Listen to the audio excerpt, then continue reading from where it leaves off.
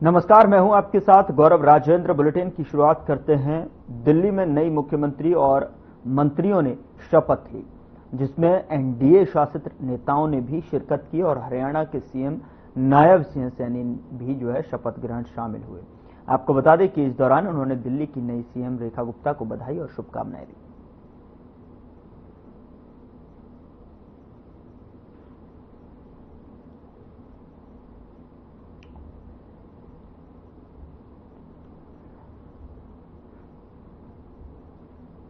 तस्वीरें दिल्ली के ऐतिहासिक रामलीला मैदान से, जहां पर शपथ ग्रहण समारोह के बाद में नई मुख्यमंत्री यानी कि दिल्ली के नई सीएम रेखा गुप्ता को आशीर्वाद और शुभकामनाएं दी गई। और इस शपथ ग्रहण समारोह में हरियाणा के सीएम नायब सिंह सैनी भी शामिल हुए। और इस दौरान की ये तस्वीरें आप देख सकते हैं किस तरीके से विक्ट्री का साइन दिखाकर फोटो खिंचवाई गई। और उसके बाद सीएम सैनी ने दिल्ली की नई सीएम रेखा गुप्ता को आशीर्वाद भी दिया, शुभकामनाएं भी दी।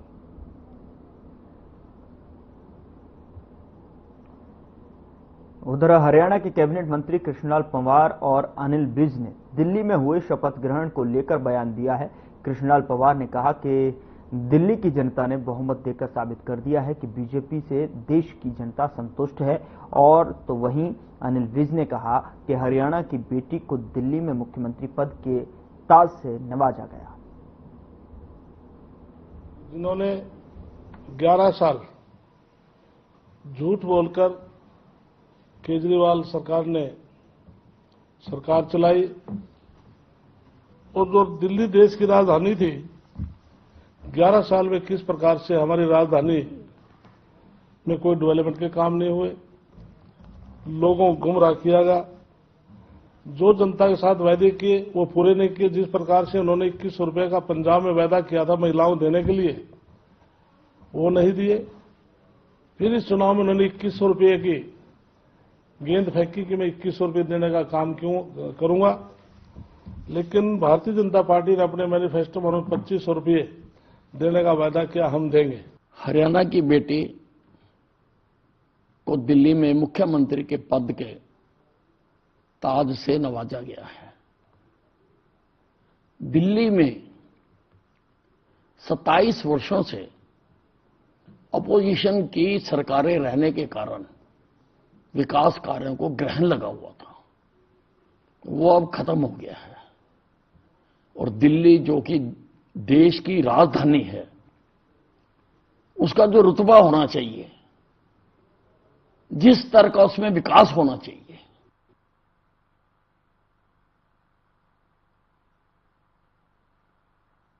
हरियाणा में बिजली विभाग ने उन डिफॉल्टरों पर शिकंजा कसना शुरू कर दिया है जो बिजली विभाग के बकायेदार हैं, यानी कि जिन्होंने बिजली उपयोग के बाद बिजली का बिल नहीं भरा है।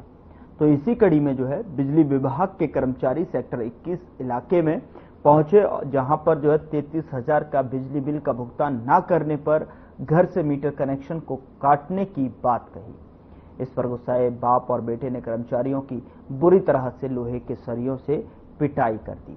मामले की सूचना बिजली विभाग ने अपने उच्च अधिकारियों और डायल 112 पर दी गई, जिससे लेकर सरकारी कार्य में बाधा डालने पर विभिन्न धाराओं के तहत मुकदमा दर्ज कर आगे की कार्रवाई शुरू कर दी गई है।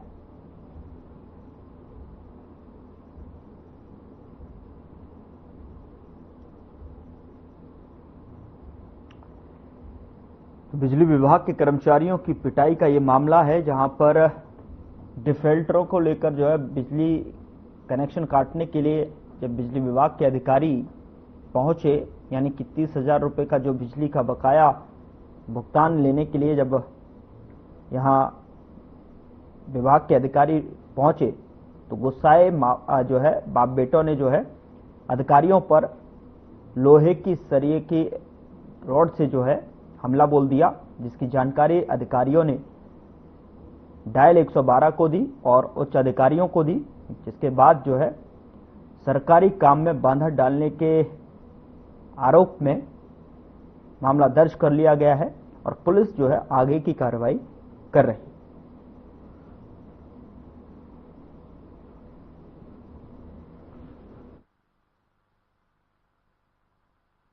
सर हम एसडीओ के निर्देश के अनुसार हमारे पास डिफॉल्टिंग की लिस्ट थी जी, वो हम डिफॉल्टिंग लेने के लिए गए थे 1091 हाउस नंबर पर 21D पे।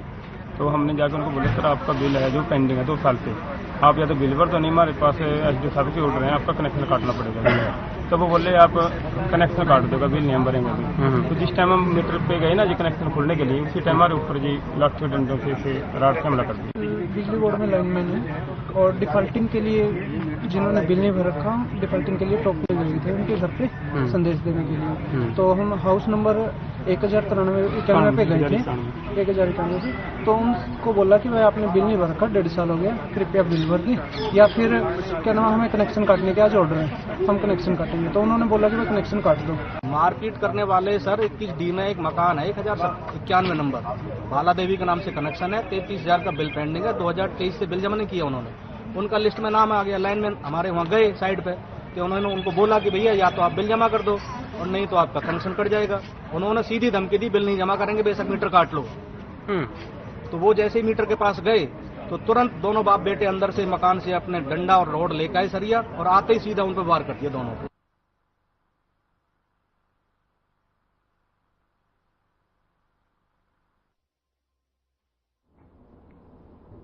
रेवाड़ी बस स्टैंड पर प्राइवेट बस ने बस स्टैंड पर बने कमरे को टक्कर मार दी। आपको बता दें कि कमरे के पास बैठा युवक इस हादसे में घायल हो गया, जिसे रेवाड़ी के ट्रॉमा सेंटर में भर्ती कराया गया है। घायल शख्स का आरोप है कि आरोपी बस चालक शराब के नशे में था, बस स्टैंड से तेज रफ्तार के साथ में बस ले जा रहा था। प्राइवेट बस ड्राइवर बता दे कि जो है एक ही परमिट से जो है रेवाड़ी में निजी बसें चल रही हैं, लेकिन ये आरटीओ विभाग कुंभकर्णी नींद सोया हुआ है, जो हादसों के बाद जो है किसी भी तरह की कोई कार्रवाई नहीं करता।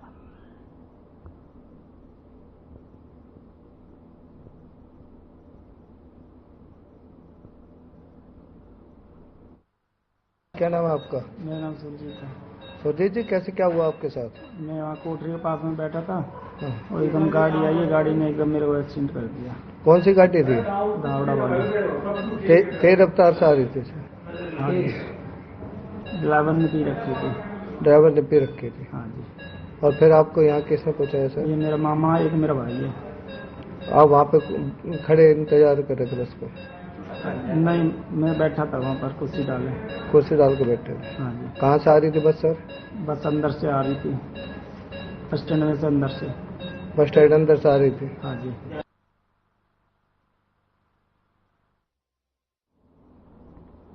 उधर रेवाड़ी शहर की नई अनाज मंडी में रहने वाले व्यापारी अंकित गुप्ता को पुलिस 5 दिन बाद भी नहीं तलाश पाई। इसको लेकर आड़तियों में रोष है। बुधवार को अनाज मंडी स्थित मंदिर में हुई बैठक में आड़तियों ने लापता व्यापारी के नहीं मिलने तक जो है हड़ताल पर रहने का निर्णय लिया है। बता दें कि आड़तियों का आरोप है कि लापता व्यापारी अन्य लोगों का करोड़ों रुपए लेकर फरार हो गया, जिसकी शिकायत पुलिस को भी दी गई थी, लेकिन अभी तक जो है पुलिस को कोई सुराग तक नहीं मिला है। आड़तियों ने कहा कि जब तक पुलिस व्यापारी की बरामदगी नहीं करेगी तब तक नई अनाज मंडी के आड़ती अनिश्चितकालीन हड़ताल पर रहेंगे।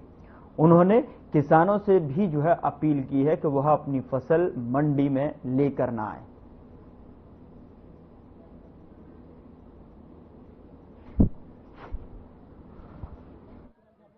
ये धरना नहीं, अनिश्चितकालीन हड़ताल में बैठे हुए हैं। अनाज मंडी का एक व्यापारी प्रमोद कुमार, प्रवीण कुमार, अंकित गुप्ता, जो 11 तारीख से लापता है, उसकी अब तक कोई तलाश नहीं हो पाई है। इसलिए ये अनिश्चितकालीन हड़ताल पे अनाज मंडी के सभी व्यापारीगण बैठे हुए हैं। क्यों तलाश कर रहे हैं? हमारा अनाज मंडी का व्यापारी है, इसलिए तलाश कर रहे हैं। हमने सुना है कि काफी मोटा गबन भी हुआ है इसके अंदर। अभी तो गबन तो आने के बाद कहेंगे। पैसे तो हमारे अनाज के सभी आड़तियों के पैसे उसने माल ले रखे हैं, पैसे तो हमने सबने लेने ही लेने हैं।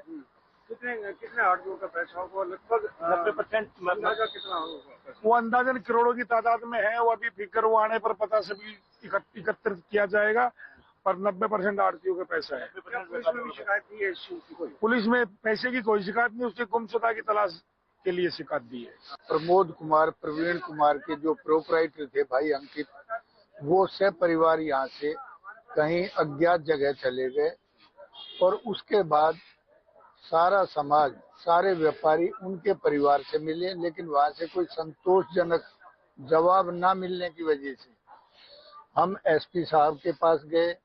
वहां से भी हमें संतुष्टि नहीं मिली उनके जवाब से। फिर लोकल विधायक जी से मिले हैं और अब कल हमने ये फैसला किया था कि जब तक प्रशासन उसको ट्रेस आउट नहीं करता तब तक हम अनिश्चितकालीन स्ट्राइक पे रहेंगे। बताया जा रहा है कि काफी व्यापारियों का उधर होडल राजकीय महाविद्यालय के मैदान में 42वीं खेलकूद प्रतियोगिता का आयोजन किया गया, जिसमें महाविद्यालय के सैकड़ों छात्र छात्राओं ने हिस्सा लिया। बता दें कि खेलकूद प्रतियोगिता का नेतृत्व इंचार्ज वीरेश चौधरी ने किया। आपको बता दें कि खेल प्रतियोगिता में आयोजित लंबी कूद प्रतियोगिता में छात्रा भावना प्रथम और मनीषा द्वितीय स्थान पर रहीं और रोहिणी तृतीय स्थान पर रही। आपको बता दें कि छात्र अनिल प्रथम, ललिता द्वितीय और देव तृतीय स्थान पर रहे। और इसी प्रकार गोला फेंक प्रतियोगिता में छात्र भगत सिंह प्रथम और देव द्वितीय और धीरज तृतीय स्थान पर, छात्र रोहिणी प्रथम और कौशल्या द्वितीय और निशा तृतीय छात्रा स्थान पर रही हैं। बता दें कि प्रतियोगिताओं में विजेता छात्र छात्राओं को स्मृति चिन्ह देकर सम्मानित किया है। और इस अवसर पर मुख्य अतिथि सिंधु ने कहा कि छात्रों को शिक्षा के साथ खेलकूद प्रतियोगिता में भी बढ़ चढ़कर हिस्सा लेना चाहिए। खेल हमारे स्वास्थ्य के लिए बहुत आवश्यक है। विद्यालय की 42वीं एनुअल एथलीट मीट का आयोजन किया जा रहा है। इसमें हम 13 इवेंट का आयोजन करा रहे हैं, जिसमें 6 लड़कियों की और 7 लड़कों की। उसमें 200 meter, 400 meter, 600 meter, 100 meter, 800 meter की रेसेस हैं और लॉन्ग जंप है, हाई जंप है, शॉर्ट पुट है और डिस्कस थ्रो है। ये इवेंट कराई जाएंगी और ये पहला हमारा कॉलेज में जो नया ग्राउंड बन रहा है उसमें पहली बार एथलीट मीट हम ऑर्गेनाइज करने जा रहे हैं।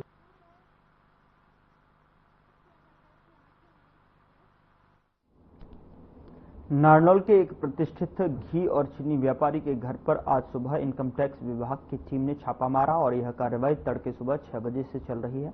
आपको बता दें कि इनकम टैक्स विभाग की 1 दर्जन अधिकारियों की टीम व्यापारी के घर पर तलाशी ले रही थी।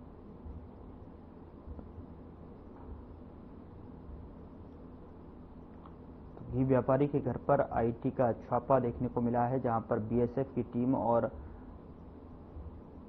स्थानीय पुलिस के साथ में अधिकारी छापा के लिए जो है घी व्यापारी के घर पर पहुंचे थे। बीएसएफ की टीम के साथ में अधिकारी घर पर छापा मारने के लिए पहुंचे थे। तो ये छापा जो है घी व्यापारी के घर पर देखने को मिला है, जहां पर आईटी का छापा हुआ है। और इस कार्रवाई में जो है आईटी की टीम यानी कि अधिकारी बीएसएफ की टीम के साथ में और स्थानीय पुलिस के साथ में पहुंचे थे।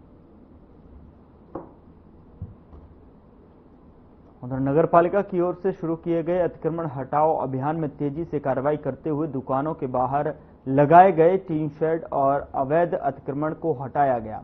बता दें कि नगर पालिका की ओर से इस बार अभियान के दौरान सख्ती की गई, जिसके बाद कुछ लोगों ने जो है टीम का विरोध किया और इस बार नगर पालिका के अधिकारियों एवं पूरी टीम मैदान में आ गई।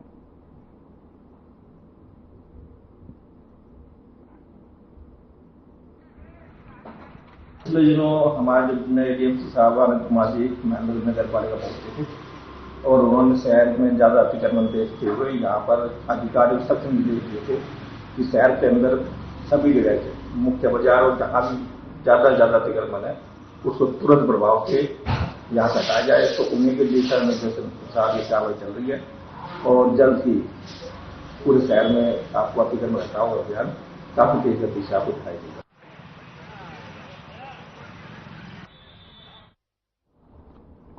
उधर हरियाणा पुलिस के लापता जवान आनंद कुमार की मौत का रहस्य और भी गहरा गया है। आपको बता दें कि महेंद्रगढ़ जिले के रेवासा गांव के वाटर टैंक में अब उसकी बाइक भी बरामद हुई है, जिसे लेकर वह दादरी से घर के लिए निकला था। इससे पहले 18 फरवरी की सुबह उसी टैंक में जो है उसका शव मिला था। गांव उस्मापुर निवासी आनंद कुमार हरियाणा पुलिस में सिपाही था और फिलहाल मधुबन में ट्रेनिंग कर रहा था। 15 फरवरी की रात उसने अपने ससुर और पत्नी को फोन कर बताया था कि वह महेंद्रगढ़ के राव तुलाराम चौक पर पहुंच गया है और जल्द ही घर पर आएगा, और इसके बाद उसका फोन जो है बंद हो गया और वह घर नहीं पहुंचा। जब वह लापता हुआ तो परिवार ने 16 फरवरी को गुमशुदगी की रिपोर्ट दर्ज कराई।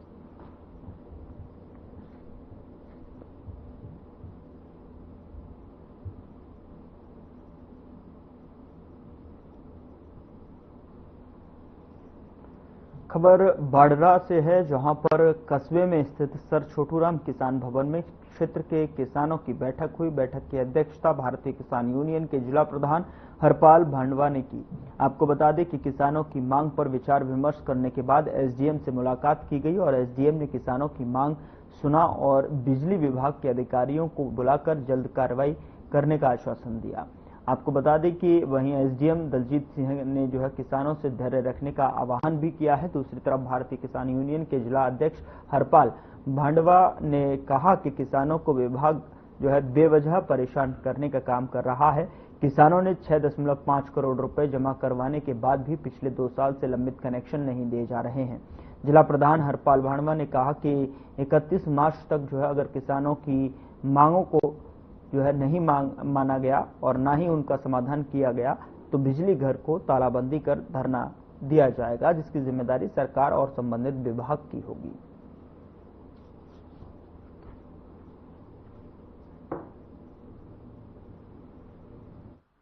किसान ट्यूबवेल खतरा है, परेशान हो रहे हैं। ये एसडीओ साहब आए तो उस टाइम इसने आश्वासन दिया था, बोले 1 महीना मैं तुम्हारा कनेक्शन करवा दूंगा। वो 1 महीना बजा 6 महीना काट दिए। हमारा तो आश्वासन इसका निकला झूठा। आगे की हमारी प्रक्रिया ये है, रोड जाम करेंगे 1 अप्रैल से और धरना जारी रखेंगे। आज 1 अप्रैल का नाम लिया, बोले 1 अप्रैल तक आपका काम हो जाएगा। तसलीत कोई है नहीं। 3 बार आश्वासन दिया, 3 बार झूठे नहीं निकले हैं। तो कनेक्शन नहीं दे रहे, जो है बोकड़ा पैसा भर दिया और सरकार का आगे जो है ना कोई 1 मार्च को ना ले दी से, कोई भाई 15 फरवरी को ना लियो गल 1 महीने को, और भाई 17 ये कनेक्शन नहीं दिया। चलो 1 अप्रैल 1 मार्च तो देख लिया है, चलो कोई बड़ी बात को नहीं। अगर ये जिद भी नहीं करेंगे तो भाई धरना भी देंगे और भूख हड़ताल पर भी बैठेंगे, सरकार का विरुद्ध सारा नारा लगाएंगे और भाई कोते खड़ा करे बिना वो कनेक्शन देंगे। हमारे लिए गंभीर कर देंगे मैं, कैसे मरम दम साहबाजवा मारा तरम लाख के बिजली का कनेक्शन खातर से और सरकार बिल्कुल सुती पड़ी है। कति कोई रुंगाम बात नहीं सरकार का। हमने 5-6 वर्षों में एसडीओ को घेराव कर लियो, पूरे तालाबंदी कर ली और भाई ये लोग दुखी हो रहा से सरकार का काना पर जो नहीं रहेगी। किसान की मांग से भाई अठन्नीता दी कोनी कदे किम कर ली है, कदे क्या ही को सरचार्ज ला दी है, कदे और किम लगा दी है। किसान तो बुढ़ाओ से कोई काम नहीं करे किसान बारे में। किसानों के जो ट्यूबवेल कनेक्शन के 6.5 करोड़ रुपए आज से 2 साल पहले भर चुके हैं, लेकिन हमारे को बार बार आश्वासन दिया जा रहा है, कोई समाधान नहीं हो रहा है। इसलिए हम आज एसडीएम को मिले, एसडीएम से सारी वार्ता हुई और उसके बाद यूँ कहा कि भाई 1 अप्रैल से पहले सभी को कनेक्शन दिए जाएंगे, लेकिन हमें अब भी विश्वास नहीं है। और हमारे 1 दिन के 1 घंटे के बाद भी अगर बिल भरते हैं तो हमारे पेनल्टी लगा देते हैं, लेकिन हमारे 6.5 करोड़ रुपए का कोई धनी धोरी नहीं है। सरकार झूठी लोगों को ये कह रही है कि कृषि काम ये कर रहे हैं, कुछ भी नहीं कर रहे कृषि के लिए। कृषि को सिर्फ नोचने का काम कर रहे हैं।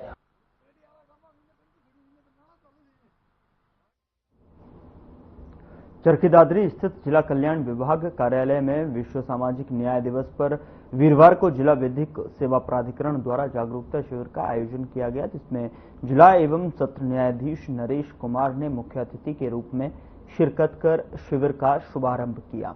आपको बता दें कि कार्यक्रम में सीजेएम संजीव काजला, जिला कल्याण अधिकारी विनोद चावला और नगर परिषद चेयरमैन बख्शीराम सैनी मौजूद रहे। और आपको बता दें कि शिविर में समाज कल्याण और कल्याण विभाग द्वारा संचालित विभिन्न योजनाओं की जानकारी दी गई।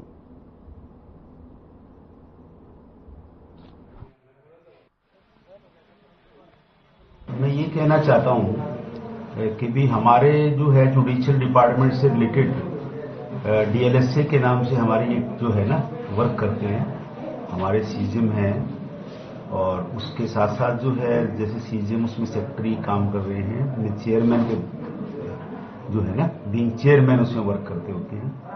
तो ओवरऑल गवर्नमेंट की स्कीम्स तो गवर्नमेंट अपने लेवल पे उनको रन कर रही है, जैसे भी होते हुए जो बेनिफिट उसको दे सकते हैं, जैसे कंसर्न डिपार्टमेंट को उसकी रिप्रेजेंटेशन को भेजना। अपनी विभिन्न मांगों को लेकर झज्जर में जिला भर की आंगनवाड़ी वर्करों ने जो है सरकार के खिलाफ धरना प्रदर्शन किया। और बता दें कि आंगनवाड़ी वर्कर लघु सचिवालय में एकत्रित हुई और सरकार के खिलाफ जो है धरना देकर प्रदर्शन किया है और अपनी मांग पूरी न होने को लेकर रोष जताया है। इस दौरान आंगनवाड़ी वर्करों ने जो है प्रशासन के माध्यम से सीएम के नाम एक ज्ञापन भी भेजा है। ज्ञापन में सरकार पर वादा खिलाफी का आरोप लगाया। आंगनवाड़ी वर्करों का कहना था कि सरकार दिखावा तो बहुत ज्यादा करती है, लेकिन धरातल पर सच्चाई कुछ और ही है। आंगनवाड़ी वर्करों की सबसे बड़ी समस्या केंद्र पर वितरित किए जाने वाले राशन को लेकर है।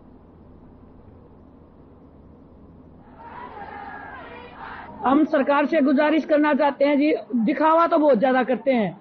जैसे सेंटरों में वो बच्चों की बेनिफिशियरी तो 30, लेकिन जो राशन है वो सबसे मेन प्रॉब्लम बताई मैं आपको। नहीं तो हमारे पास इतने वो है टीन वगैरह कुछ भी हम उसको संभाल सकें।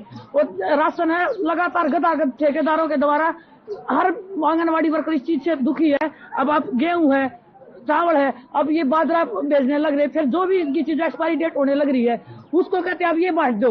अब 3 से 6 का ये कह रहे हैं कि राशन बढ़ा के दे दो। प्रशासन ने तो आंगनवाड़ी के साथ बहुत ज्यादा खिलवाड़ कर रखा है जी। जब कोई चीज फालतू हो जाती है तो वो आंगनवाड़ियों में कोटे में जाता है ना, ऐसे जैसे गंदा राशन ऐसे आंगनवाड़ियों में भेज देते हैं। एक्सपायरी डेट होती है 10 दिन की, 15 दिन की, महीने की।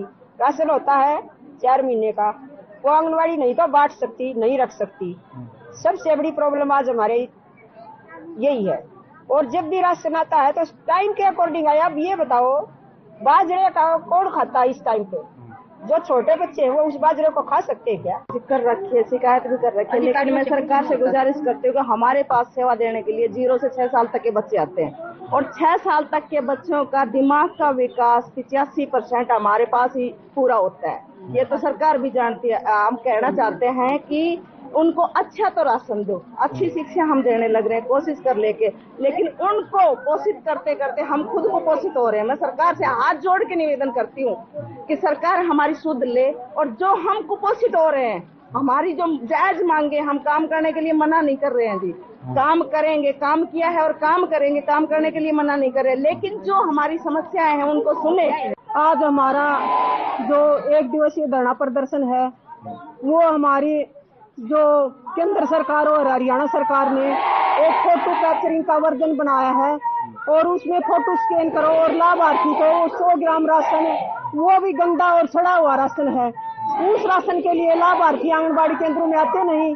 सरकार जो हमारे से अच्छा काम करवाना चाहती है तो राशन भी अच्छा दिया जाए, पैकिंग में अच्छे जो पौष्टिक आहार है वो दिया जाए। एक तरफ तो सरकार कह रही है कि कुपोषण को दूर करो, लेकिन जो बहनें आज बैठी हुई हैं रोड पर ये भी कुपोषित हो गई हैं, लेकिन सरकार इतनी भी सुध नहीं ले रही।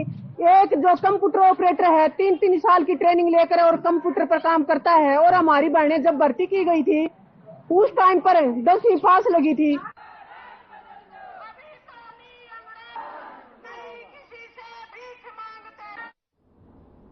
फिलहाल बुलेटिन में इतना ही। नमस्कार।